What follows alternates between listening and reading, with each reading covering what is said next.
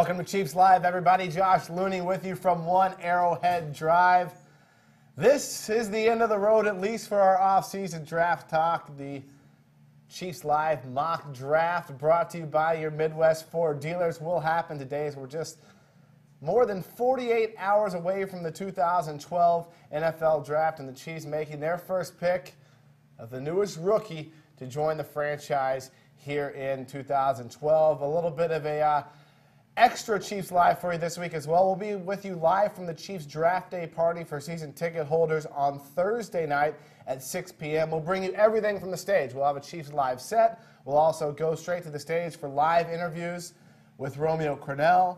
You'll hear from Scott Pioli. You'll hear from Chiefs offensive coordinator Brian Daboll, assistant head coach Maurice Carthon. We'll have the cheerleaders performing, and of course we'll also have draft analysis as it comes down, so make sure you check out our special Draft Day party live here on KCChiefs.com. 6 p.m. if you can't make it to the season ticket holder event here at One Arrowhead Drive, or if you can't make it locally, there's another party at the Leawood 810 zone that kicks off right around 6 p.m. as well. That will be a party also, so if you're not a season ticket holder and you are local in Kansas City, head over to the 810 zone in Leawood. It's bound to be a party. If you can't make either or you're out of state, tune in to Chiefs Live, as we'll be live with you from about 6 until 10 p.m. on Thursday night. But today it all starts with predicting what the Chiefs might do, and let's start with some of the common names going to the Chiefs before we get into our mock draft. Obviously, the two biggest names, most common names associated with the Chiefs are Luke Kuechly out of Boston College and David DeCastro out of Stanford. We'll start with the fans' choice, David DeCastro. He's leading all vote getters in our KCChiefs.com mock draft challenge with nearly a third of all votes going to David DeCastro. And why not? He's one of the best guard prospects in over a decade to come, most will say, out in this year's draft. 6'5", 310, the guy can do it all. If you want a guy who can trap, if you want a guy who can pull, if you want a guy who can power block and get to the second level of a defense, David DeCastro is your guy. The Chiefs obviously have a need on the interior offensive line as well as the offensive line as a whole outside of the starting five. There isn't a whole lot of depth there. David DeCastro gets a lot of comparisons locally to Will Shields, a safe pick. He made his career protecting the #1 draft pick consensus for the last 2 years in Andrew Luck, so he knows the pressures of protecting a player. David DeCastro makes a lot of sense to the Chiefs. Chiefs fans like David DeCastro, and without a doubt, a lot of media likes David DeCastro to the Chiefs. Brad Young with us here on Chiefs Live. Your thoughts on David DeCastro and the possibility he ends up in Kansas City at number 11? When people think about Stanford, they all automatically think about Andrew Luck, who I was just on the internet and the GM of the Colts confirmed they are taking the #1 pick. Surprise. What really blew me away, earlier this season, we were playing at Oakland, I think it was, you and I and our team photographer, Steve Sanders, Saturday night went down to Palo Alto to see Stanford play Washington. Huskies didn't do too well that game. We were expecting to see Andrew Luck chuck the ball all over the field. Well, that's not the case. The case was the Stanford running game ran all over Washington. It was sad. I mean, it was sad to watch, but that's one thing about David DeCastro and the rest of the Stanford offensive linemen that a lot of people don't talk about is the fact that they're not just pass blocking guys. He's a mauler. Look at this guy, taking up 2 or 3 guys on each play, and obviously he's really good in pass pro as well, but he's a good downfield blocker. He's a guy who comes from a power system under Harbaugh where he's not afraid to get physical and run the ball, and that's one thing that surprised me. That's all I'm trying to say there is when we went to the game, their style of offense wasn't exactly what you think it would be. It's not like a whack conference, chuck it all over the field. They let their offensive line get up there and get physical and get nasty. But then when they need to do and drop back and pass block, they definitely do. David DeCastro dominated his competition at the Pac-12 level, but he also did out of conference as well. Obviously a safe pick, and it makes a lot of sense for the Chiefs to go with DeCastro. The one holdback you hear from media and people to follow the draft is 11 too high to take a guard. In the old CBA, the old rookie wage scale, the answer is probably yes. We're operating under a different set of rules. So it'll be interesting to see where David DeCastro goes in this draft. Probably the second most likely pick if you read the media and the mock drafts, the favorite of fans, the favorite of media to go to Kansas City. If it's not DeCastro, it ends up being Luke Kuechly from Boston College, the linebacker, a guy who's drawn comparisons to Brian Urlacher. And, of course, you look at the Chiefs, pretty strong at the linebacker positions. Derek Johnson, Pro Bowler. Tamba Hali on the outside, Pro Bowler. Justin Houston, Rookie of the Year last year for the team. So people are circling Javon Belcher, and they're saying, can the Chiefs upgrade from Javon Belcher with Luke Kuechly? I'll preface this, Brad, by saying I think locally the thought about Javon Belcher, people nationally don't know who Javon Belcher is. He's an undrafted guy out of Maine, but he's been a big part of this defense and playing next to Derek Johnson for the past 2+ seasons here in Kansas City. The Chiefs have been nothing but complimentary of Javon Belcher. So I wonder, up in the Chiefs draft room, how big of a need, if it's a number 11, that high of a need, inside linebacker really is. And I would argue that it's probably not way up there on their board. However, if the Chiefs go with Kuechly, I think it sends a message of, we think this guy is a very special linebacker. We can't pass up on him. He's a special talent, best player available. Luke Kuechly makes some sense to the Chiefs. I think it's a matter of how high do they have him ranked? How much does Romeo Crennel love this guy in his 3-4 defense? You know how much I love Mike Mayock, my man, Mike Mayock. Good friend of the show. I was listening to him yesterday in the Dan Patrick Show, and he was talking about Luke Kuechly as well, and he's actually has Kuechly ranked as this number 6 overall player on his board. And everyone knows Mike Mayock doesn't do mock drafts. God love him. Until just like us on until Chiefs Live the night this before. week, right? Yeah, you're welcome, Mayock. But the one thing he said about Kuechly, which is really interesting and almost kind of ties it back in with the Chiefs, Dan Patrick, during the interview yesterday, asked him, what guys out there would you consider to be absolutely like no risk character-wise? Like they're talking about Janoris Jenkins and all these other characters, Alfonso Dennard from my Nebraska Cornhuskers. Boy, that's another issue. All I'm hit. saying is when you get into the weekend leading up to the draft and you've got a lot of these questions you're asking, he basically asked him, who's a guy you don't got to worry about? He named a few other guys, but the one guy he talked about was Kuechly.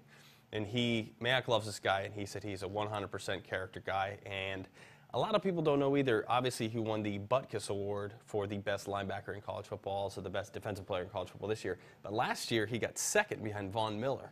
So the guy isn't just a flash in the pan one season. The guy is very, very consistent. But my question for you, Josh, is if you think guard is stretching a little high at number 11, wouldn't middle linebacker in a 3-4 system be stretching a little bit to get this guy 11, or is he that special of a guy? Because if they're that special of a guy, you take him regardless of what people say or what you're going to do. That's the question that the Chiefs must answer, and really the only way we know is what happens in that conversation in the draft room if Kuechly's there at 11, and based on how the Chiefs board falls. This is an interesting position because there's guys in this draft like Donta Hightower who can be stud linebackers, middle linebackers that are projected to go later in the first round. I love him, too. So you talk about the possibility to trade down and how much of a difference is there if the Chiefs want to go middle linebacker between a Luke Kuechly and a Donta Hightower on their draft board. In fact, you're starting to see some late mocks actually projecting Hightower to the Chiefs at number 11, his teammate Mark Barron to the Chiefs Look how nasty at this number guy is. 11, where all we've heard is Kuechly. Look at his agility. There's guys like Hightower in this draft as well, which I would not be shocked if they end up in Kansas City in a first-round pick. Hightower is an animal, Brad. I know you love him. In fact, I'd argue that you like him a little more than Kuechly just because he's got that snarl to his game.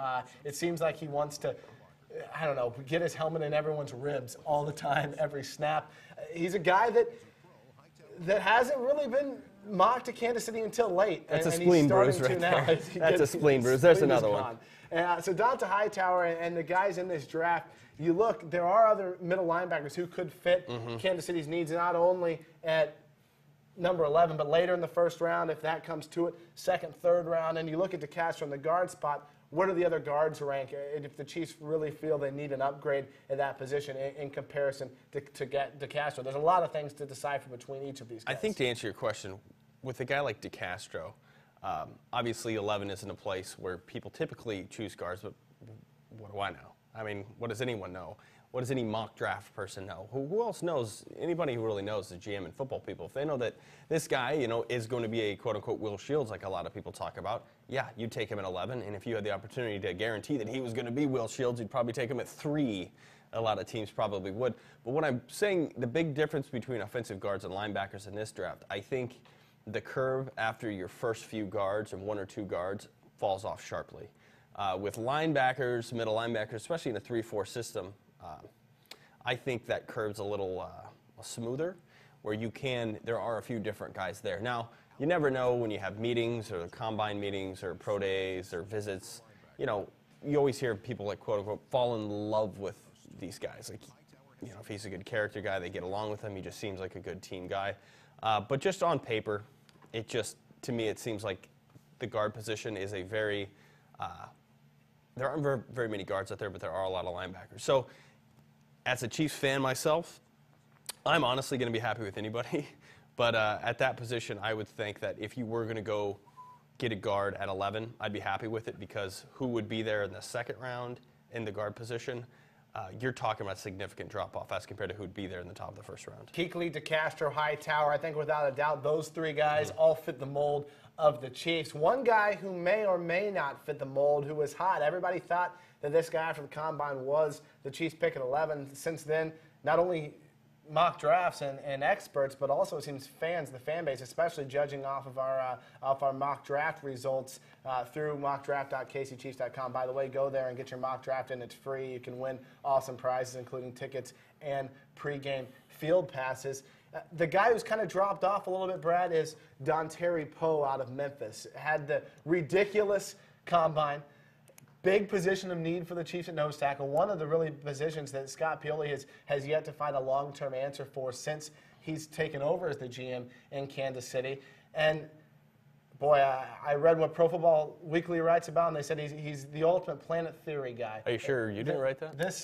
Yeah, don't you love that? Needs some more glass in his diet. Planet Theory. Yeah. But what they mean by Planet Theory is this guy is kind of the bust, or just breaks all the mold. He can either be a beast or he could be a total bust. You can say that about anybody. Who's going to take the risk on Dontari Poe, and is it the Kansas City Chiefs? Well, I would say at 11, obviously coming out of the Combine, you and I talked about this too. We know this is a cycle you and I live through every year and fans live through. People get so excited after the Combine, so excited, all this stuff, and they analyze and they overanalyze, and they honestly get to a point where you start second-guessing yourself.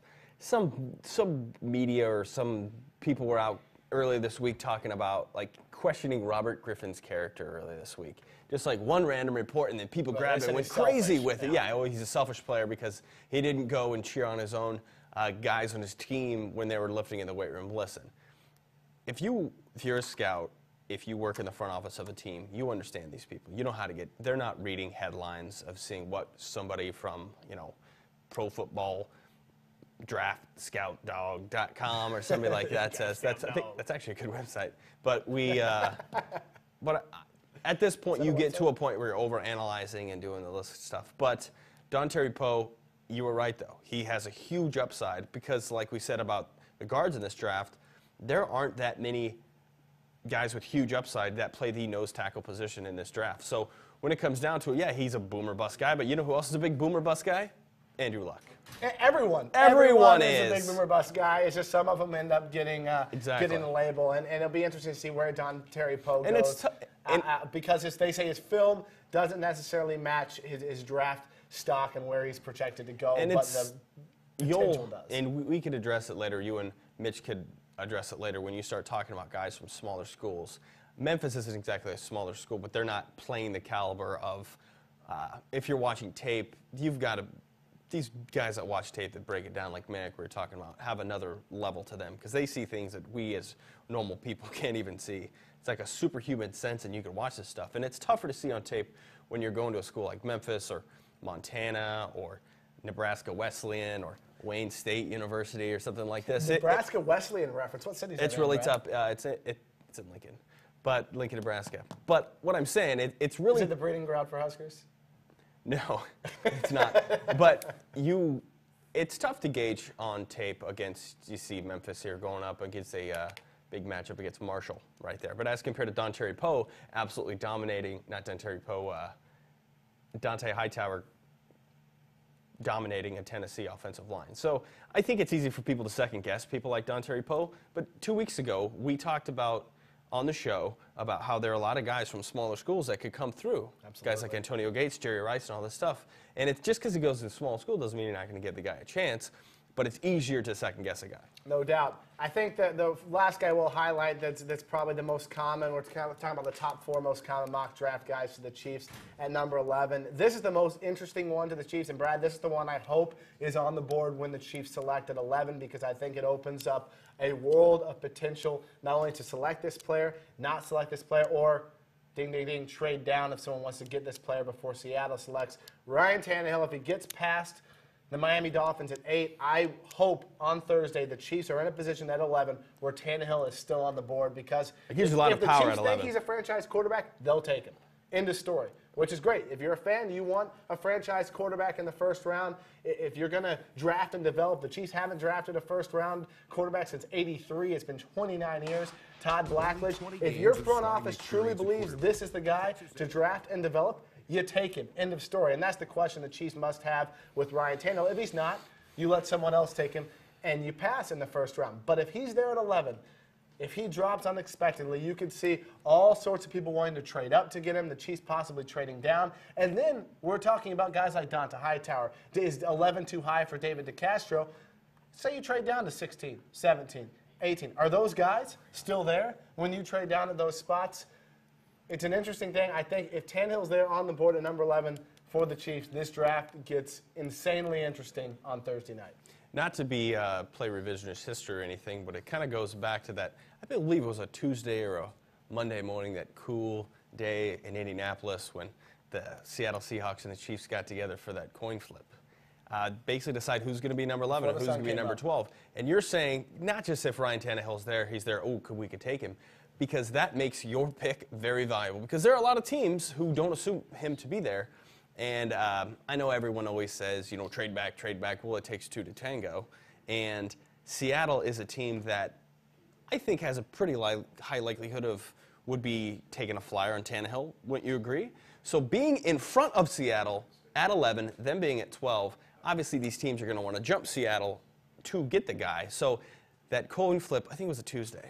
That cool Tuesday in Indianapolis. It all comes back to it. That may set the team up if Tannehill is there, which with all the talk, and people go crazy on quarterbacks, especially like they did last year of the draft.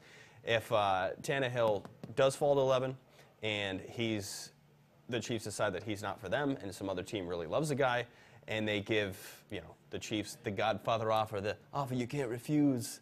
They take it, move back, get the guy they wanted anyway, and some more draft picks, because some team is afraid that Seattle at 12 is going to take him. So that's what's fun about the draft. You start looking at it, is the fact it's not where you're drafting or if you're going to pick him, it's the guys right behind you. Well, what's also fun with the draft smoke and mirrors, and you hear a lot this time of year. It's getting weird. Think of what we heard this week. Stephen Ross is standing on the table for Ryan Tannehill, and he's a guy he's pushing the Dolphins and Jeff Allen to select him. Whether that's true or not, if a team believes it's true, you might open the door for someone trying to trade ahead of Miami, because Miami says, we're not going to take Tannehill. We want someone to go in and select a guy we're not going to take. The Chiefs saying they have interest in Ryan Tannehill. It's another thing. Well, we have to trade up ahead of the Chiefs because we think they're going to take him at 11.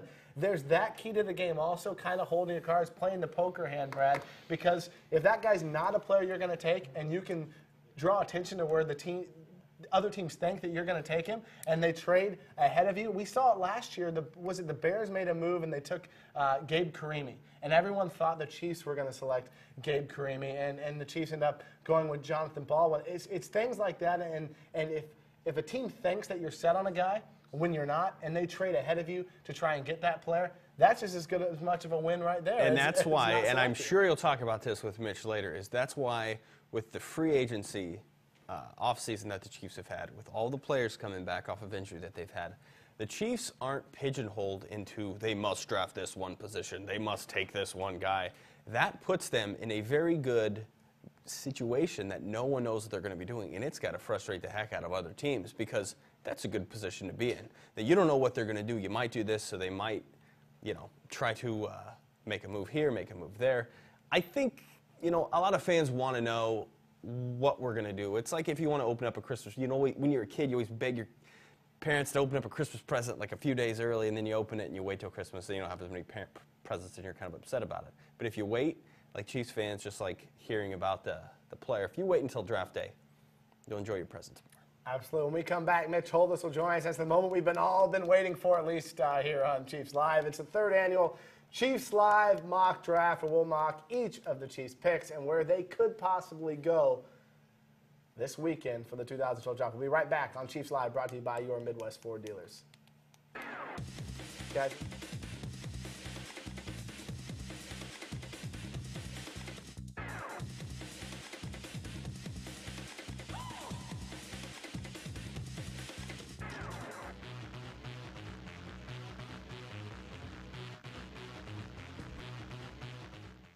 Together, we are music.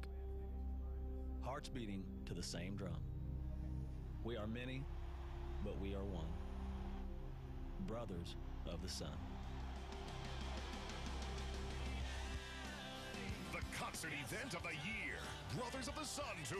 Superstars Kenny Chesney, Tim McGraw. With Grace Potter and the Nocturnals and Jake Owen. Tickets are on sale now. Presented by Corona Light. So I'm sit right here and have another beer in Mexico. It's summertime. Sweet summertime.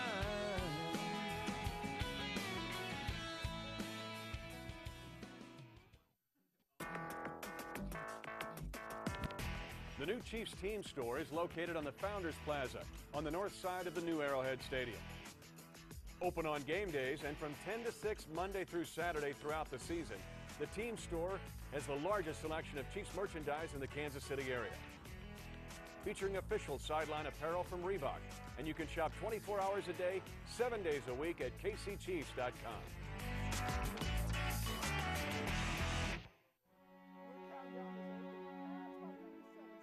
They sacrifice, they protect, they answer the call at all times. They are the men and women of our armed forces, and their will, heart, dedication, and service to the country that we call home is nothing less than extraordinary. Return the favor.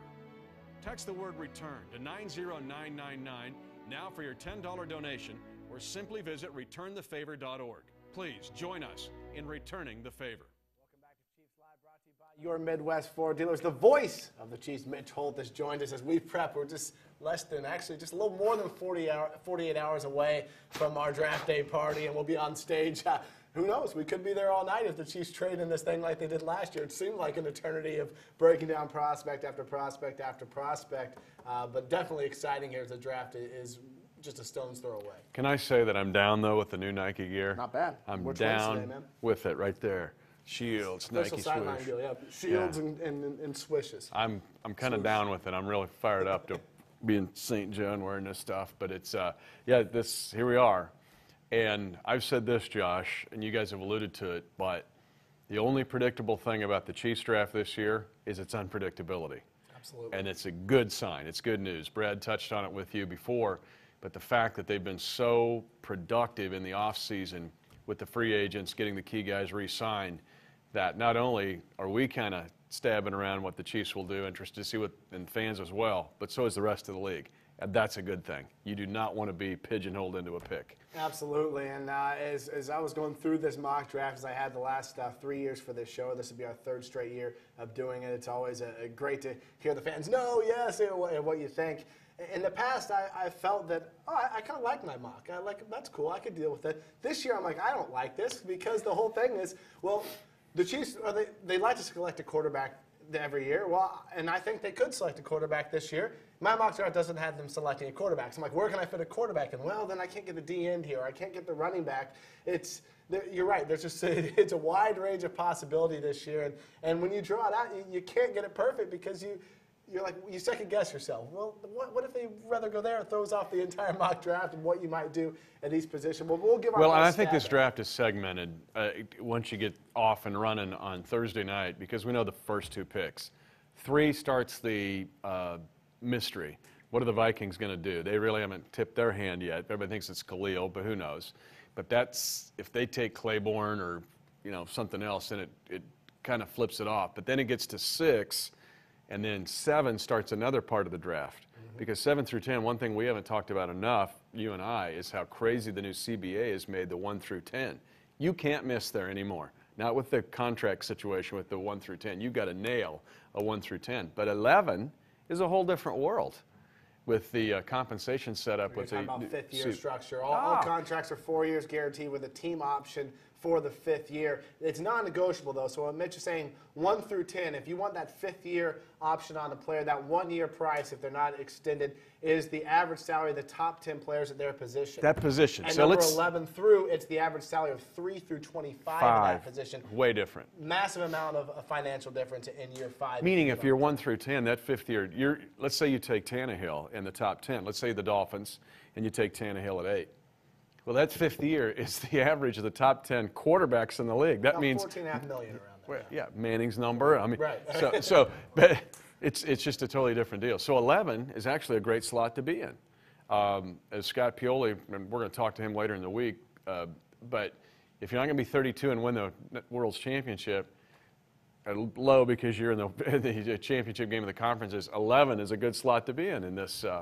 In the way that the CBA is set up. But I think the draft is segmented in those first rounds, and to your point, things can kind of go different on if there's some unpredictability. Tannehill falls to 11, or some crazy things happen in picks 3 through 6, or even more so 7 through 10. Absolutely. Let's get to the mock draft. Everybody enjoys it. It's a lot of fun. And if you look at my picks over the last 2 years, I've nailed 1. And you can even put an asterisk by that because the one I nailed was Justin Houston, but I had him going in the 1st round last year to the Chiefs, not the 3rd. Here's how the mock draft went last year. But he played like a first rounder at the end. Here's how my mock draft went last year on this show and where the guys actually went. 1st round, I had the Chiefs taking Justin Houston, outside linebacker out of Georgia. He actually went to KC in the 3rd. That's the one success pick I've had in 2 years here. I had the Chiefs going nose tackle in the 2nd round last year, which many people have them going this year, with Kendrick Ellis out of Hampton. He ended up going to the Jets in the 3rd. He had some off-field character concerns that dropped his draft stock. Greg Little, wide receiver out of UNC. I had him going in the 3rd to the Chiefs. Ended up going to Cleveland in the 2nd. Had a pretty productive rookie year. Was their number 1 wide receiver last year. John Moffitt, a guard, I had to Casey in the 4th. He ended up going a little bit earlier than that to Seattle in the 3rd. Owen Marisic, which I remember people were killing me for this pick, telling me the guy wouldn't even be drafted. He ended up being drafted ahead of where I had him, which is the 5th round. He was the fullback at Stanford, went to Cleveland in the 4th. Mark Herzlich, I had him going as the 2nd of the Chiefs' 5th round picks last year. He ends up going undrafted, wins a Super Bowl title with the New York Giants, and was starting Colt for that hero, team. became a Colt hero. Was a Colt Great hero. story. Obviously the cancer survivor, great story. So Boston College linebacker Luke Kuechly, Mark Herzlich. Well, I had one of those guys last year in the mock draft. I had TJ Yates. I pinned him. Good pick. He won a playoff game. He won a playoff game. I had him going to the 6th round of the Chiefs at that number 199 Tom Brady compensatory pick. He ended up going around earlier to the Houston Texans. And then I had Lee Smith, tight end out of Marshall in the 7th. He went to the Bills in the 5th, and actually I think he did not go to the Bills. He actually went to the Patriots in the 5th and is now part of the Bills. So we follow that kind of realm of the Chiefs. I liked how he fit in the Chiefs style/Patriot style of tight ends, a blocking guy, and he's now part of Chan Gailey in Buffalo. So let me preface that's last year's mock draft. Not a lot of hits there, so we're going to give another I'm going to give you some props. That looks like a wild card, either somewhere between 5 and 11 and sneaking into a wild card in the 6th slot. Guess you can win world titles doing that. What the hardest part to do, Mitch, is trying to figure out where these guys really might go. And I hate mock drafts. I'm not a mock draft expert, but this is a fun show for fans. It's fun for us. It's great to talk about, and that's why the draft is so popular. So the challenge for me isn't necessarily, it's molding, I know about the Chiefs' needs, and not necessarily who the Chiefs are looking at, but their needs. So molding those needs with potential players and trying to get them around the right round, it was just the most difficult part. And last year, I'm going to say that was a little bit successful. I was kind of within 1 round on most of those guys, and that's tough to do, man. When you go through all these guys, it's difficult. I'm impressed, though, with the way the Chiefs are so highly organized. It's about a month ago. I had a brief meeting with Scott Pioli. It was in the draft room, so I'm not looking at any of the walls because I can't, I don't want my eyes poked out. But it was Men in Black all the way. But it's massive. You're trying to do this. Fans try to do it. They spend more time on mock draft than they do on their personal finance. It's kind of scary. But the point is, this looked like the Situation Room at the Pentagon. Seriously, there's 4 walls. There's just data, names, crazy, and what we do to have fun with is people. You cannot overlook how important organization is on this, and having your ducks in a row, all the way through to calling free agents when the draft is over. Absolutely. So. Well, let's jump right into it. We had our man Rocky Pennington in the chat room. Are you ever going to show us your mock draft from this year? So let's. Dude, be patient. It's all about the build up, man. It's like the crescendo. You talk, you tease, and here it is. We've been building up for over a month. Let's start. We're going to go in reverse order. So we'll start with 7B, the 8th pick for the Chiefs. So yeah, this is a real stab in the dark. I went with a wide receiver out of NC State, a guy by the name of TJ Graham, raw wide receiver, but he's track speed. This guy's a sprinter. He would be a slot guy, but he'd also be a return man. Reminds me of a little taller version of Dante Hall. Fits that same type of mold as a team. Hopefully he can be a vertical threat or a playmaker for you, a receiver. If not, he could possibly be an electric return man. World-class speed, he does. You'll see in some of these, if he gets open and runs the proper route, guys can't stay with him. It's the fact of, can he become a disciplined route runner to help you offensively? If not, he's at least going to help you in the return game. Major work in process, but you know what? When you're at the 7th round, it's drawing straws anyway. So why not a guy with elite track level speed? I think that a 4th receiver, a slot receiver, is still a bit of a need for this Chiefs team. So I put all that together and found a guy who I tried to think would be 7th round or undrafted that presents some sort of upside, but could definitely help you in special teams, because your 7th round guy needs to help you in special teams, and that's why I focused on TJ Graham. And your 4th wide receiver. I'm with you at the 4th wide receiver position. Now, I'm excited to see Steve Breston when his knee's not bugging him and he's got a whole off season to get ready, because I think Steve Breston can be highly productive next year. We can talk about Dwayne Bowen, Jonathan Baldwin, Terrence Copper, 4-core special teams as the 5th guy, but the 4th guy, sometimes he'll be inactive, probably early on if this is your kid, but there is a need for a 4th wide receiver, not only to play 4 wide receiver sets, but having the multiplicity of uses. So yeah, I'm with you on this. I could see a real need for a 4th wide receiver. We'll go to the first of the Chiefs' 2 7th-round picks, which comes at number 218, and I stayed local here, Mitch. I stayed in the Big 12. I stayed in the state of Missouri. Dominique Hamilton, defensive tackle out of Mizzou, 6'5", 305. Circle that. He played a little bit of nose tackle for the Missouri Tigers. But that size right there, it's 320, Tyson Jackson. He's actually 320 is when they list him now. He put on some weight after. That's probably his, from what they list him at Missouri. So he's about 320. You circle that. That's the size of a 5-tech and D-end in Kansas City's defense. And so I'm looking, who are some guys that could mold? And maybe with his frame, you put on more weight, maybe he can move to nose tackle for you. But he fits that Glenn Dorsey, Tyson Jackson. We talk about need for the future. Well, Scott Pioli likes to draft in advance. Glenn Dorsey coming in the final year of his contract. Tyson Jackson on the back end of his new restructured deal. Defensive end for the team. They're going to have to find some answers at defensive end for the future. And Dominique Hamilton is a guy who at least has the size and kind of what you look for in a possible 5-tech defensive end. Well, I think what I've been able to read about Dominique is the fact that this is one guy they wanted to see weight put on. I mean, he's 6'5", so he's got a frame where he can put on the weight, so that the fact that he went to 320 is not one where it's a negative, it's actually a positive for him, because he's a guy that if you not play him at the 5 technique, that maybe you build him in to be a nose tackle, or it's something you and I have said before, is you got to be careful to just pigeonhole the Chiefs as a 3-4 team, 3-4 team, 3-4 team. They're in a lot of even fronts a lot of times, meaning they're in a 4 front depending on the package that they're in, and it's nice to have a guy who can play in the A gap between the center and guard, who's got a nose tackle kind of power and leverage, but also has the ability to move outside and play the 5 technique where he's lined up on the tackle like a Glenn Dorsey. And so I think you're onto something here with Hamilton, but the fact that he actually gained the weight and could play from 5 to 3 to maybe even a 0 technique is a positive for him. There'll be a guy like this picked by the Chiefs. I mean, that's the safe thing we can say. They're going to get a guy like this, but as creative as Romeo is defensively, it's nice to have a guy who can do different things and play kind of an inside and outside. I think there'll be somebody that is going to be both an A and B type player in the same person. Yeah, he projects as a rotational player, and that's right, Mitch. It's tough to pin, of all these prospects, an exact guy, but I agree. Someone in Hamilton's mold, whether it's early in the draft or late in the draft, that rotational player who can do multiple things on the D-line, can play Amon Gordon, how he made his career, kind of revived his career last year with the Chiefs and able to play multiple spots at the Chiefs. 50% of the time last year were sub-package defense. That means that nose tackle is out of the game. Can you be a guy who can play in a subset? That's a mold that I think is going to have value for the Chiefs in this draft, a guy like Hamilton. But one thing that's nice is when you go to your sub, you have a guy on the field who you don't necessarily have to run the nose off. Sometimes that guy that can play the nose can hold his own with leverage and power inside, can move out maybe just one more gap, and you don't have to run the big guy off the field and then put another guy in. So more of a 3-down kind of player. But to go up at the upper rounds, I want to that's why I mentioned Fletcher Cox on this show like 3 weeks ago. Now, he shot up the boards. All of a sudden, people are paying a lot of attention to him, the kid out of Mississippi State.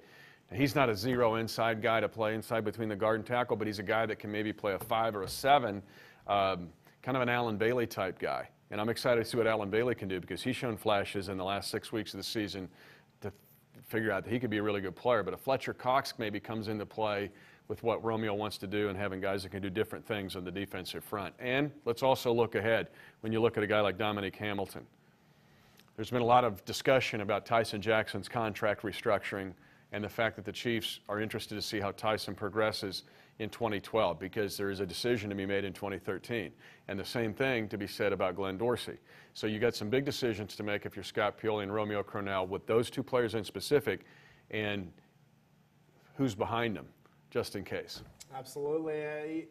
You mentioned it, Alan Bailey. We've said on this show, to me, Alan Bailey is the key to this defense this year and the future of that position. The Chiefs need Bailey continue the progression he showed the second half of last season, which was good, very good. He showed some stuff you really like, and that's what you want to see when a guy doesn't have an off-season program, when he played all sorts of different positions in college. If he can continue to progress in year 2, that would be monstrous for this Chiefs defense. Let's go to the 6th round. This one's a little bit outside the box, and I don't know what the fan reaction will be because when you think running backs in mid to late rounds, it seems the Chiefs fan base is all about a guy from Utah State, Robert Turbin, and how he could possibly be here. Well, I stayed with the Utah State Aggies, Mitch, but I went with a guy that backed up Robert Turbin in Michael Smith. This guy, Michael Smith, he's got a massive upper body. He's 5'9", 205. He's going to be able to help you out on special teams. Good muscle tone, and the reason I put him in the 6th round is because I think with Turbin not only is getting love here in Kansas City, but he's getting love outside of Kansas City as well. I think Turbin will be higher, maybe a 4th or 5th round player in this year's draft. This is a guy extremely productive with limited touches, averaged over 7 yards per carry for the Aggies last season, had over 100 carries, but he breaks the big runs. He's got some power to him. He runs low to the ground. He's got some sort of quickness. And I think he's a guy who was a bit overlooked in his college days because of Turbin. And I'll go out on my, I believe wholeheartedly that both Turbin and Smith will be drafted by teams this upcoming weekend. So I went with Smith over Turbin as a late round pick because of his upside, because of his value, kind of that hidden gem and a possibility for a sleeper. But I think globally, Mitch, there's still room to add a running back to this roster. Big time. We mentioned a couple weeks ago, first of all, to look at him, if you're going to evaluate against him, to look at him against Boise and outrunning Boise guys on the blue field does get your attention. It wasn't like he's against Idaho in the Kibbe Dome. But I think there's a running back in the mold. I gave you 2 prototypes, and I'll say it again. Either a Tolbert type that gives you a little kind of the combination power, speed, can be a teams guy, or a Kevin Falk, who's played in the league for 12 years with the New England Patriots and really one of their unsung heroes because he can do a whole bunch of different things. I like Turbin because of the fact he's got some speed and power. He kind of fits the combo that you're looking at. But as there's going to be a defensive front guy taken in this draft that can do different things, I look for definitely to see a running back that kind of fits and plugs in because it looks like there's room for one more guy in this running back core for the Chiefs, and a guy that can do different things, be a teams player, can catch, can be a sub-down player, but also has the power to get some short yardage gains. If you're joining us late to recap, we're going through our 2012 Chiefs Live mock draft. We've revealed the first 3 picks in reverse order. Starting with the 7th round, we went with 7A, Dominique Hamilton, a defensive end out of Missouri. 7B was T.J. Graham, a wide receiver out of NC State. And just talked about 6th round pick, running back Michael Smith out of Utah State, which brings us to the 5th round where, Mitch, I went Linebacker. I wanted to bring linebacker depth to this team. Obviously, I'm showing my hand early. I did not go with Kuechly at 11, although I think it's plenty possible that he ends up going to the Chiefs at 11 or a linebacker early in this draft. But the way my mock draft went, I didn't have a linebacker line. I'm like, where am I going to get this linebacker in? There's guys like James Michael Johnson out of Nevada who were possibilities. But I went with a guy who just me watching Senior Bowl, I was impressed with his ability to run around. He just looked athletic. He's tall. He could play inside or outside. I went with Audie Cole out of NC State. He's one of the most experienced guys in college football, a 3-year starter, leads the Wolfpack in tackles nearly every year. He's 6'4", 239, and he can run. So did you go to NC State's pro day? Yeah, I must. I have 2 random school NC State players in the first 4 picks of reverse order. But Audie Cole's a guy who the Chiefs can do different things with, I think, or whatever team he fits, because when you read up on him, they say 4-3-3-4, whatever. Put this guy somewhere he's going to fit. He's athletic. He was a former quarterback in high school. He played both ways. He was also a safety and linebacker in high school. He times out well. His 40's 4.81. He can jump. He can bench. He has all those intangibles for you and the tangibles where it makes him a good, solid, possible contributor in the 5th round. And when I thought 5th round, I think, where can you get a guy kind of like Kendrick Lewis that can start as a backup as someone, but if he has to play, he can go in and be successful and do a number of different things for you. So since I didn't have any linebackers in my first 4 rounds, I went with Audie Cole out of NC State, just for a sheer ability to help bring depth to that linebacking core as a whole. Well, this player has got to be a special teams contributor. It has to be. So whether it's this kid or somebody else, you have got to look where this has got to be one where Coach McMahon has to weigh in on it. I'm going to disagree with you on an inside linebacker this late because you still have Brandon Seiler here. I know he's coming back from the knee injury, and you've got Javon Belcher who's proven he can play. If you're going to take an inside linebacker, if that's Kuechly, and most of the national pundits are leaning toward Kuechly right now, there's been a lot of magnetic pull toward him in the last 48 hours for the Chiefs. If you're not going to get a guy high there that becomes your starter at that position, I'm not going to take necessarily a 5th round guy there because of the other issues that you and I have mentioned and more to come. Because I think there's times that a lot of fans can undervalue what Belcher can do or possibly Seiler. And we don't know what Seiler's going to do because we didn't even see him at all last year. So I'm with you, though. You got to find just a nail special teams guy in this draft, perhaps. So the first disagreement from Mitch Holthus on my mock, and like I told you, little Todd McShay, Mel Kiper. I went through a million of these possibilities, and as we talked about at the top of the program, Mitch, it's difficult this year with the Chiefs to figure out which way they're going to go because it's so open. I got to where I liked the first 4 rounds, and it's like, I need a linebacker. There needs to be more depth, and that's why I put him, which trickled down to, well, I still want a running back. I like these guys. Where's my quarterback coming from? So I don't have a quarterback in this mock either. So it's you give and you take. You got to figure something out. 4th round, let's go to it. This is a guy who Chiefs fans will, I think, love if the Chiefs can get him in the 4th round. We're going to address the nose tackle position here, and we're going to address it with a guy who I think has the ability to slide a bit in this draft because of his knee injury and because of his size. He's only about 6'1". 4th round, I have the Chiefs taking Josh Chapman, the nose tackle out of Alabama. He's your prototypical nose tackle, Mitch. He's going to be your 2-gap guy, your zero-tech guy that you look for in a 3-4 defense. He takes on the double teams. He's a tough guy to move at the line of scrimmage. He didn't make as many plays in the backfield as, say, Terrence Cody did for Alabama, and he also played 8 games with a torn ACL. So I think that he's already kind of, people think 3rd or 4th round for him. The Chiefs at the top of the 4th round. I think if he's there, they could see value if they haven't already selected a nose tackle, if they don't take Poe in the 1st round, if they don't take Alameda Ta'amu out of Washington, who's very popular with mock drafts as a 2nd round possibility for the Chiefs. If that nose tackle is still on the board come 4th round and Josh Chapman has continued to slide a bit, a la Justin Houston last year when the 3rd round came, I think that this could be a possibility for the Chiefs. There's already been wide reports through NFL.com and other outlets that he was one of the Chiefs' 30 visits. So you know they brought him in for at least a looky-loo and a talking to, so he's on their radar.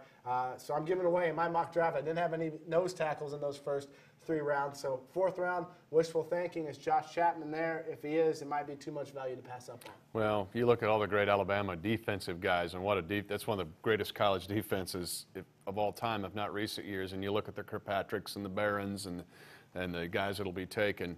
But it starts up front. If they don't handle the line of scrimmage, then those other guys don't become stars. I just don't. I think they'll take a nose tackle prior to this. And doesn't mean that they're not going to take another defensive lineman and have that multiplicity of guys we talked about, or the multiple guy. But I don't think.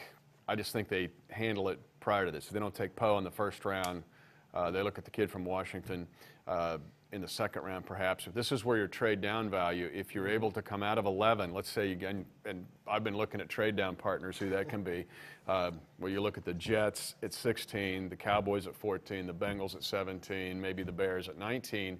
But your trade down value, if you get an extra 3rd round or an extra 2nd round pick, is where you find a pretty good nose tackle in this draft. Absolutely, and there's another guy who could possibly be a pick ahead of that. Lonnie Fangupu out of BYU, another nose tackle who's supposed to be in that 2-3-4 range. I think he'd also be in the conversation. As I said, Tom out of Washington seems to be really the one everyone's zeroed in on, where, and I think it's just the way the mock drafts have gone, is everyone was on Dontari Poe at 11. Now everybody's cooled off on him at 11. Cool, yeah. So everybody that's doing the mock draft saying, well, if it's still a huge need, so who's the next one that could be in the 2nd round? So everybody says Tom from Washington. So I think that's a little bit part of it, where all these people had Poe earlier. They're like, well, I'm going to put DeCastro, I'm going to put Kuechly there, so I got to give him somebody in the 2nd round. So I think that's where a lot of that comes from. So I guess I'm showing my hand, too, that I didn't have the Chiefs taking Alameda Tom in the 2nd round. Let's get to the 3rd round first. And here's where we're getting to the big uglies. I went offensive line and offensive tackle, Mitch, and I was torn between a guy like Donald Stevenson, who we know is in-house at the local pro day, and who the Chiefs have talked with. But for some reason, ever since the Combine, this name just kept popping out to me. I don't know why.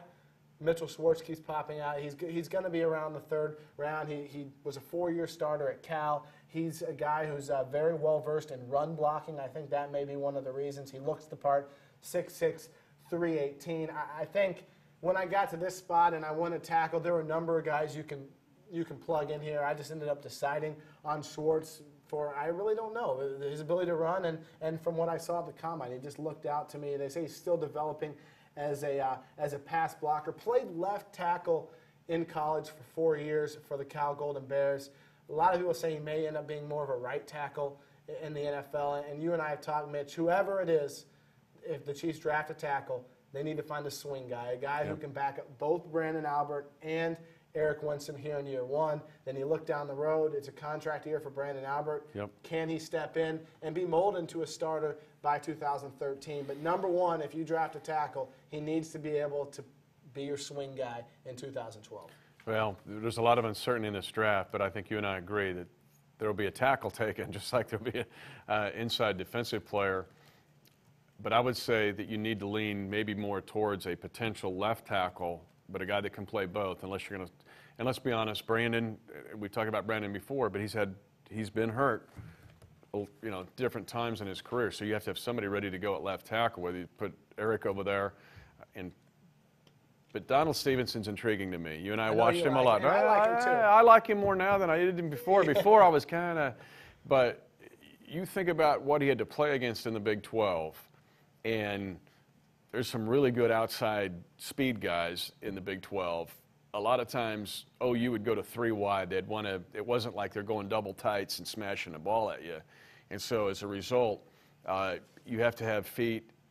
I watched him in that pro day here, where I was looking at him specifically when he was basically trying to do left tackle things, like his left hip dropped, and he's playing as a left tackle and not a right tackle, to see if he had the potential.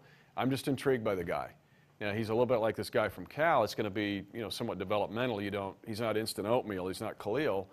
But when you're sitting there looking at a 4th round pick, perhaps, it's a guy like this. I mean, that will be taken. So got enough power to play right tackle, but has to have the athletic ability to play some left tackle. Let's look at the live fan vote. I've been putting out polls out of each one. This is the annual tradition of our Chiefs Live mock draft, where not only people can comment on my wonderful picks or lack thereof wonderful picks, and I like the fact that you're giving some feedback too, that not all of it's agreement as well, which shows you two guys that we're both inside this team, and I think we both agree on the needs, but we have different ideas of where these needs might fall. Mock drafts are so interesting. They're so inaccurate, but they're a lot of fun to talk about. So we'll recap. Right now, 66% approval on T.J. Graham in the 7th, the speedy wide receiver out of NC State. Dominic Hamilton in the 7th. Far and away, people like Dominic Hamilton. I think they agree with the build. 90% to 10% approval rate there. Mitchell Schwartz in the 3rd, who we just talked about. I'm going to let more folks run in on him because right now it doesn't look good. Michael Smith in the 6th round. 82% like Michael Smith in the 6th round. Audie Cole in the 5th round. Unpopular pick, Mitch. You said you didn't think it would go there. You're causing these people to vote against it. 37% approval rate on Audie Cole in the 5th round. I asked a little different question because I think if I said, is Josh Chapman in the 4th, it'd be 100%. So I asked a little more specific question about Chapman. Will Josh Chapman be available at the top of the 4th round? Because my point is if he's there, it would be a steal for the Chiefs. 57% say yes, 43% say no. So it's about 50-50 on he's even there for the Chiefs. 3rd round, Mitchell Schwartz in the 3rd, 31% saying yes, 69% saying no. And that brings us to our 2nd round selection. And my 3rd round was a lineman, and my 1st round ended up being a lineman. I wanted a playmaker in the 2nd round. And boy, I was a guy who shed a bit of a tear when I saw Brandon Carr sign with the Dallas Cowboys this offseason. Not only because of what he did for the Chiefs, but Brandon was a great guy to interview, a great guy to be around, and solid dude. For me, him and I would talk Division II football, which is one of the reasons I really liked him. And to see a guy that you can watch from a 5th round pick and succeed, those are always good stories across the NFL. So I said, find me a cornerback that's built a bit like Brandon Carr. And I went with Trumaine Johnson out of Montana. And this, I like him because he's one of those hybrid type of players. Trumaine Johnson's a guy who's big enough. You have him at 6'3" there. I think he really goes about 6'2", 204. He's big enough to play the safety, but he's also played cornerback in college. So he can be that guy that maybe comes in and is your nickel or dime in these sub-packs and mans up on Antonio Gates or on Aaron Hernandez or one of those bigger type wide receivers. It's such a tough matchup for linebackers, and it's so hard to find guys that can match up with these. The Chiefs, we know, Mitch, are looking for competition at that 3rd corner.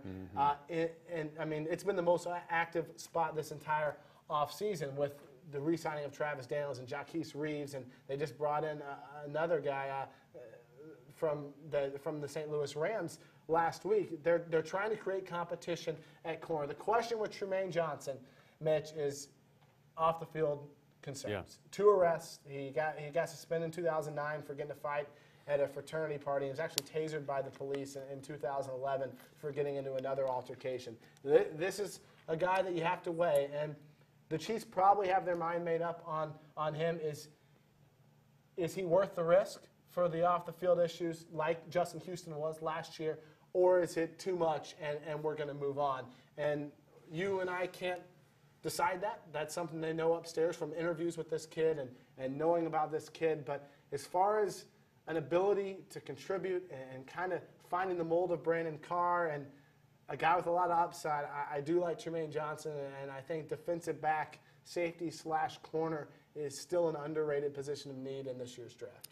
I'll agree and disagree. I'll agree that you can't get enough corners or find the right group of corners so that you can play against nickel and dime, particularly in this division, now that Peyton Manning is in the division, plus Phillip Rivers, and throwing Carson Palmer just by the way. So, but I'm going to disagree with you because this kid to me looks like a replication of Jaleel Brown.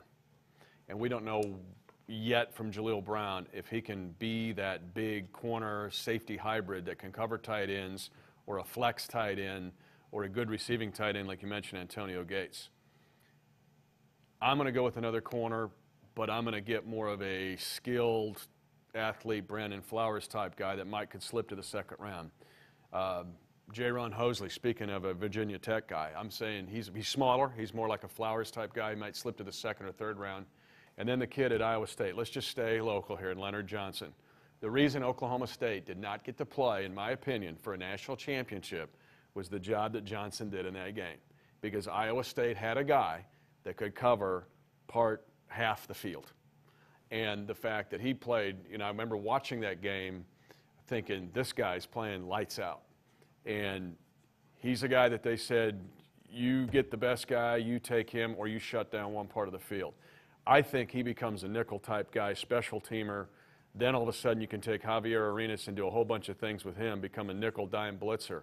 But I do like this guy, and I'm with you, but I want a little more skill from the second round in a corner that can be maybe a more athletic you kid. see, and I think we agree on the fact that the Chiefs will draft a corner for the fourth straight year. If we had to predict it, sounds like you and I both agree on that. It's a premier position in the National Football League. Donald Washington, Javier Arenas, Jaleel Brown, 3 for 3 Scott Pioli drafts on cornerbacks, and you even go to the year before Scott got here in 2008. Brandon Flowers, Brandon Carr. So just go back. Cornerback. The team continues to bring in cornerbacks to try and see what fits. You're looking for more of a nickel role, and I see that with Tremaine Johnson. He could play there. I'm looking for a possible guy who can start outside too, and that's why I pegged Johnson instead of maybe one of the smaller, kind of more focused nickels. And I think you are right a little bit in his size and how he projects with Jaleel Brown from last year, and we don't know about Jaleel Brown just yet. We know he's going to be a solid special teams player. We know he probably has a spot on this roster as a special teams player. He's one of the better special teams players on this team, but can he fit into the defense and play significant defensive snaps? Tremaine Johnson, interesting debate. I think we're both on the same page as far as the need of always, the consistent need, regardless of what you have, of finding cornerbacks in the National Football League. Well, Scott Pioli mentioned, hey, he wouldn't mind drafting a quarterback every year.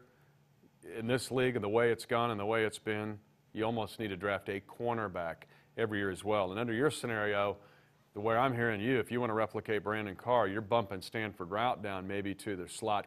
You're the nickel guy. No, I think he's a starter. My reasoning is down the road, possible having a guy who can play outside. What I like about Tremaine Johnson is the Chiefs in the secondary. How can you get 2-in-1 pick? Let's look at the safety position. There's no third safety on this team right now. None.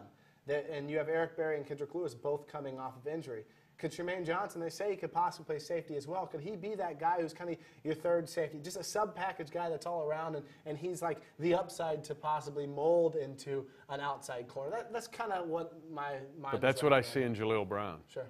So that's what I'm saying. I don't want a Jaleel Brown replication in this pick if you're taking kind of the two of the same guys in consecutive years. So I guess that's where I'll disagree. I want a superior athlete in there that can be an impact player when he comes on the field as a nickelback. All right, the drum roll's coming up. It's not much. You can probably go through the picks and figure out who I'm picking at number 11 based off of the needs and where we're at. I will preface the Chiefs' first-round pick, Mitch, by saying I think it's I said last year before the draft, I really feel this year this has great potential for the Chiefs to be active and moving around. And I don't know if it's up. I don't know if it's down, but I almost want to say it's 50-50 if the Chiefs even draft at number 11. I feel that strongly about the potential to move around in this draft, which makes it all the more difficult to select a player. Before I get to who is number 11, your thoughts on that, the ability to trade in this draft and the potential that we see a trade Thursday night when it comes to Chiefs on the clock, or maybe before they come on the clock and ahead of time. Well, if I put probabilities and percentages to it, my percentage would be to trade down. Now, you have to have a partner to do that. That's why I said who's there potentially. He's got some extra picks. Who wants to move up maybe to take David DeCastro, which is why Cincinnati looks like they could fit in that role at 17. You move up to 11. They're in the 50s in the second round. Tannehill's there. Cleveland moving up to take him if they take Trent Richardson or pass on him. Maybe. You know, when I started thinking about the moving up, and Scott has mentioned you can move up, down, stay there. The move up into the top 10, because of the new rules in the CBA, it has got to be a deadlock move. Let's say you move to 7 with Jacksonville to get Tannehill under that scenario. Man, you're making a huge investment there because you're going to give up picks. The new CBA, because of the 5th year, you got to hope he blows up and becomes one of the top 10 quarterbacks in the league by that time, because you're going to pay him that. Or he's got some options, against you in that regard. So I'm one that maybe not seeing the move up, but I do see the move down. And if you, well, I'm not going to ruin your pick, but I would say if we had the probability, I'd say 50%, more than that, maybe 55 to 60% move down to one of those teams in there, Cowboys, Jets, the Bengals, or the Bears at 17-19, and maybe 5% trading up, 10%, and leaving the rest and staying where you're at. I completely agree with you. And if it's 50-50 on if the Chiefs trade that spot or draft 11, if you take the 50% trade, it's 95-5 that the trade would be down. I agree with you on that completely, but I'm not ruling anything out with Scott Pioli in this draft and the possible moving up. But as you mentioned, if you can move down, all these kind of things where you're like, do you want a linebacker here? Do you want? Well, you might be able to get both, a la 2010, where the Chiefs were able to stockpile picks and they dealt them later, but you were able to get third round. You had John Asamoah and Tony Muaki in the same round. Right. And that really helps you out if you feel, and the Chiefs like their roster right now. They like their starting lineup. If you feel that you have the starters to play football without a gaping hole, and that, which we've talked about over and over, Mitch, is where the Eric Winston signing comes in so big. Yeah. And being at that right tackle where there's so many more possibilities for the Chiefs in the first round to move, to take different positions.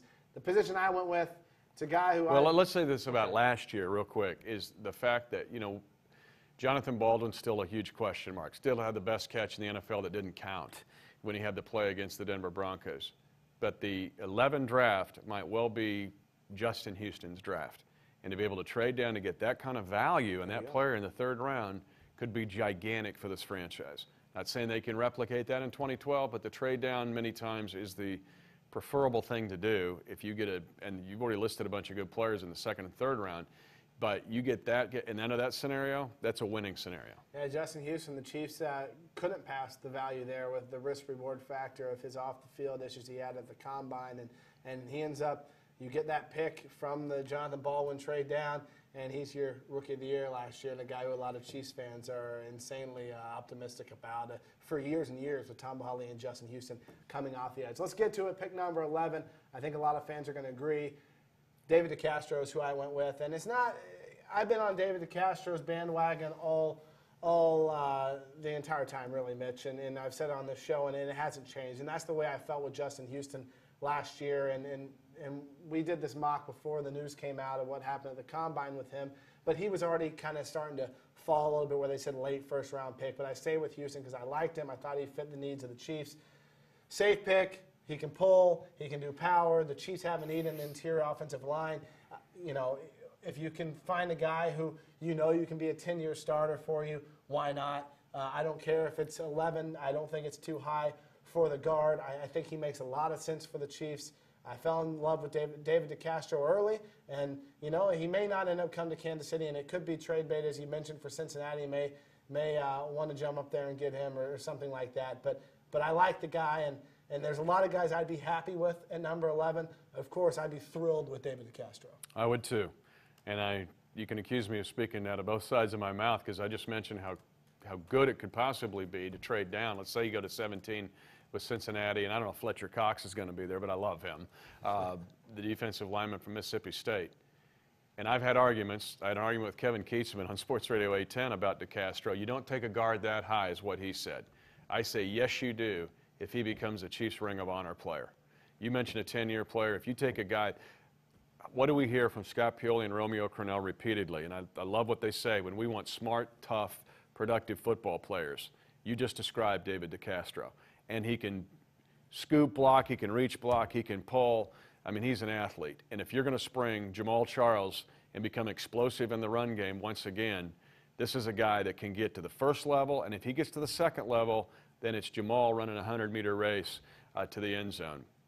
Love the kid. I think he's going to be a great NFL player. And people say, well, you got Lil John Samoan. What do you do there? You know what?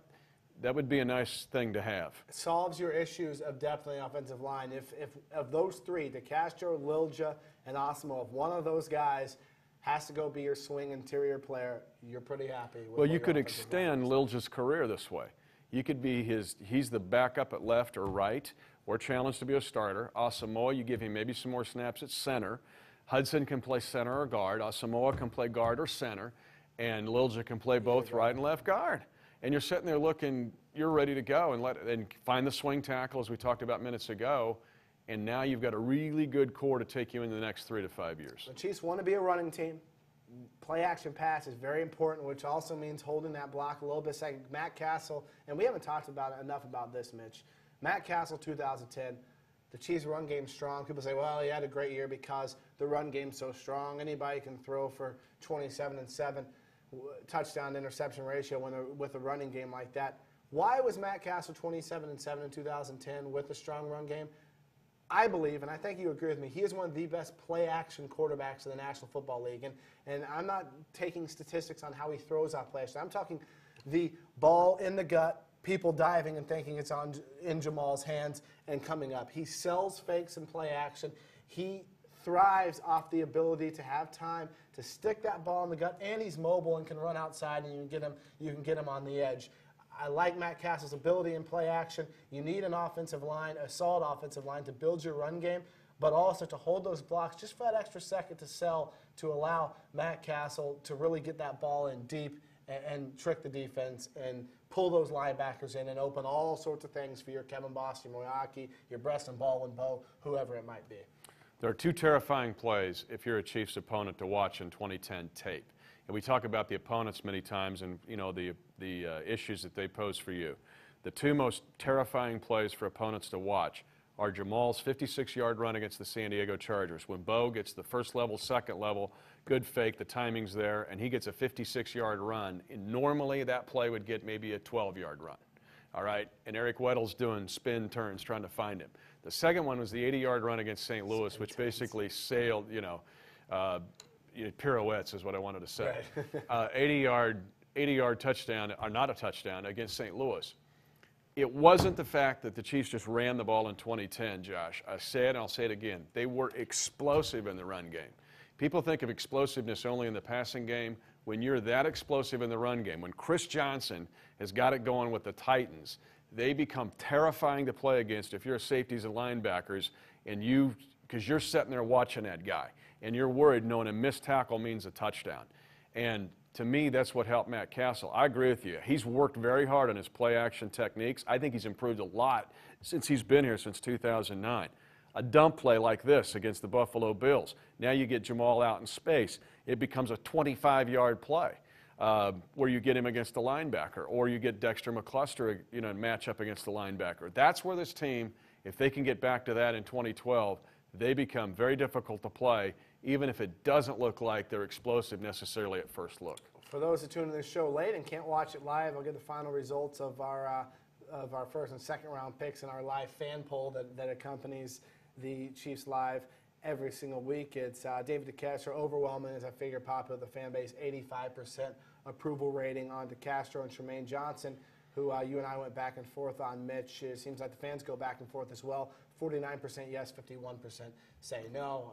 So very interesting this year in the Chiefs Live mock draft. We have some overwhelming favorites from Dominic Hamilton in the 7th to David DeCastro in the first, and some guys in between that people don't necessarily agree on. Did Leonard Johnson get any love in my Iowa State corner? They said great pick, Mitch. And Ellis Hobbs. Remember Ellis Hobbs? It's interesting, and we'll see what the actual real picks, the for real picks, come up here in 48 hours. I do want to tag one more time if you're just joining us. Mitch and I will be live on Thursday starting at 6 p.m. is where this program will start. We'll start at the studio desk while Mitch is on stage doing some of the pregame stuff. We'll go in and out. Mitch has got some live interviews lined up with Chiefs players.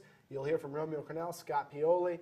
You'll also hear from some of the coaches. Brian Dable, a lot of you will hear from for the first time. So we'll be going from the Chiefs Live studio down to the stage with Mitch, back and forth. Those of you that watch our Draft Day Live special know how the process works. And then probably once we get past those first two picks, Mitch, Luck, and Griffin, I'll come down and join the stage, and really our show will become what our season ticket holders are seeing at the Draft Day party. You can watch it right here, stream live on KCChiefs.com Thursday night, beginning at 6 p.m. It's a special Draft Day edition from the Draft Day party of Chiefs Live, brought to you by your Midwest Ford dealers.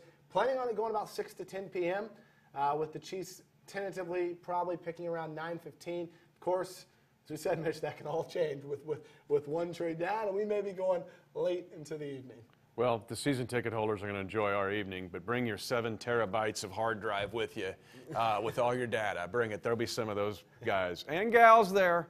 This is not gender specific because they'll come in with all their stuff. It amazes me how people are just freaked out about the draft. And it's kind of fun. If you're not a season ticket holder yet, you might want to come. You can come to the draft day party. You can get a free personalized Nike jersey.